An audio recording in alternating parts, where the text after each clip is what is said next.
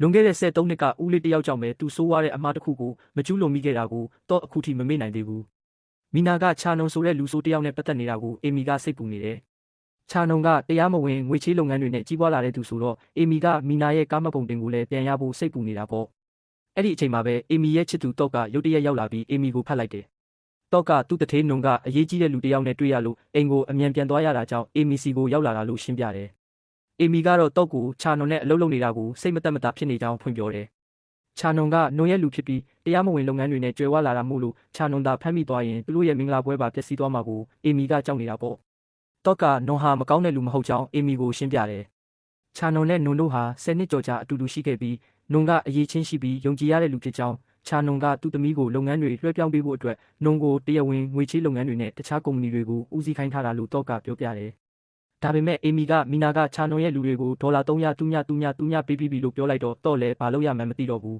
။မီနာရဲ့ကားမပုံတင်ကိုဘယ်လိုပြန်ရမလဲဆိုတာကိုအေမီကမေးလိုက်တယ်။တော့ကနုံကိုအကူအညီတောင်းဖို့အကြံပေးပြီးနုံရုံရောက်တာနဲ့ဖုန်းဆက်ပေးမယ်လို့ကတိပေးလိုက်တယ်။အေမီလည်းစိတ်အေးသွားပြီးတုံးလိုက်တယ်။အဲ့ဒီညမှာပဲတော့ရဲ့ဦးလေးကထောင်ကနေ